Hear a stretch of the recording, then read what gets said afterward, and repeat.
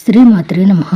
అందరికీ ఉగాది శుభాకాంక్షలు. ధనుసు రాశి వారికి ఈ సంవత్సరం ఆదాయం 14, వ్యయం 11, రాజ్యపూజ్యం 5, అవమానం 6, అన్ని విధాలుగా అనుకూలమైన సంవత్సరం. గురుబలం వల్ల ఈ ఏడాది ప్రారంభం చివరి భాగాల్లో మరింత మేలు జరుగుతుంది. శని చతుర్థ స్థానంలో ఉండటం అంటే అర్ధాష్టమ శని కొంతమేర ప్రతికూల ఫలితాలకు కారణమవుతుంది. పని ఒత్తిడి కారణంగా మానసిక ప్రశాంతత లోపించే ప్రమాదం ఉంది. ఎట్టి పరిస్థితుల్లోనూ సహనాన్ని విడిచిపెట్టకూడదు. వాహన వేగాన్ని నియంత్రించుకోండి. అయితే రాహు తృతీయంలో ఉండటం కలిసొచ్చే విషయం. అదే రాహు వాక్స్థానంలో ఉన్నాడు కాబట్టి ప్రశాంతంగా సంభాషించాలి. శక్తికి మించిన వాగ్దానాలు చేయకండి. జూన్ 2 వరకు గురువు సప్తమంలో ఉండటం వల్ల శుభ ఫలితాలు ఉంటాయి. వివాహ ప్రయత్నాలు ఫలిస్తాయి. భాగస్వామ్య వ్యాపారాలు లాభిస్తాయి. విద్యార్థులు పురోగతిని సాధిస్తారు. గురుబలం అదృష్టాన్ని ప్రసాదిస్తుంది. జూన్ 2 నుంచి గురువు 8వ ఇంటికి మారడం వల్ల ఆర్థిక వ్యవహారాల్లో జాగ్రత్తగా ఉండాలి.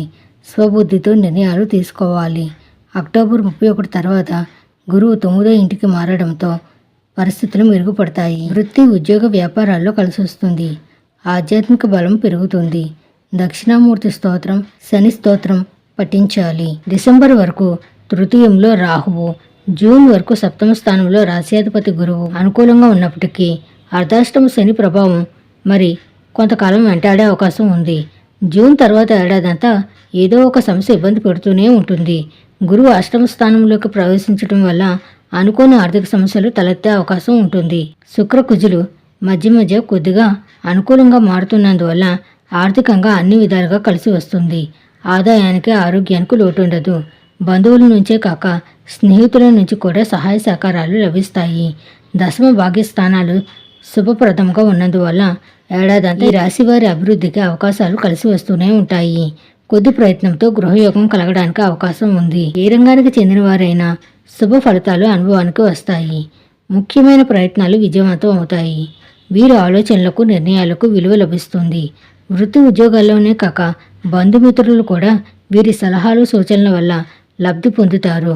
ప్రముఖ వ్యక్తులతో పరిచయాలు విస్తరిస్తాయి. వృత్తి ఉద్యోగాల్లో అందలాలు ఎక్కడానికి, వ్యాపారాల్లో లాభాలు గడించడానికి అవకాశం ఉంది.